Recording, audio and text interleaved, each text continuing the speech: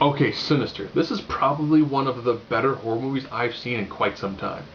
The opening sequence is you have a family that is attached to a tree. You see the other branch get cut and fall down. While it's falling down, the weight of that branch hangs the other four people. That is the opening to the movie, is four people slowly hanging to death via old Super 8 film. The crux of the movie is Ethan Hawke is a writer who writes true crime novels. His best work was a decade ago. He thinks that he can write a better book now about this little girl that's missing after her family was killed. So he decides to move with his family, into the murder house. Doesn't tell his wife, she finds out later. And you find this out, this isn't a spoiler, you find this out really early. He looks out in the backyard and there's the tree with the branch that's cut.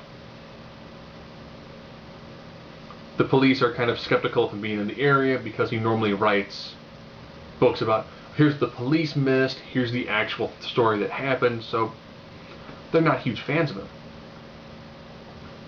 His wife is stressed out from the move, and he's written books before that have all failed. So he's trying to recapture that fire and have that one last really successful book. So you've got the struggling writer, who occasionally also a heavy drinker, who does things on a very morbid scale because he's reading and going back through unsolved vicious murders. And he has two kids. There's a little girl who enjoys painting and a slightly older son who has vicious night terrors, and they work this beautifully into the movie. One day when he's going up in the attic, he sees this box. In the box is a bunch of Super 8 films that chronicle all of these bizarre killings.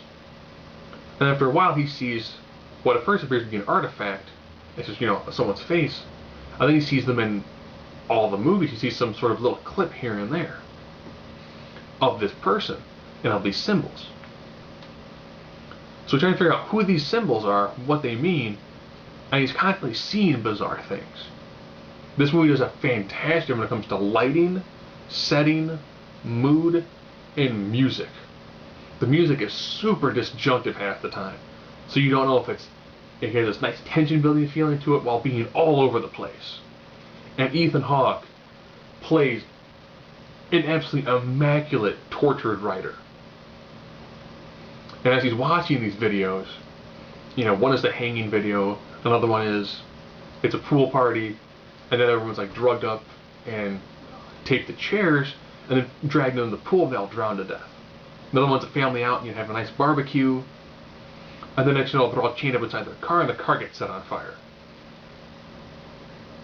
He later finds one where it's a family outside playing, and then later people are duct taped on the ground and someone runs a lawnmower over all of them. And in all these murders, there's always an unexplained child abduction. And this works just beautifully, going back and forth, all these, talking with people who have these backgrounds in demonology.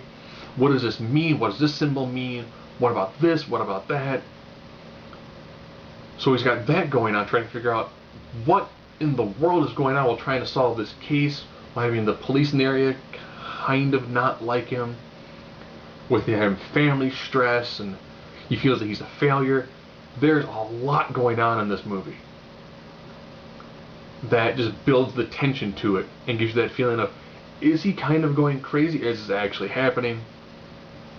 And then towards the end, when they finally reveal what's going on, what's real, what's fake, they do a fantastic job in this one. This is probably one of the best horror movies I have seen. It's a mainstream release in quite some time.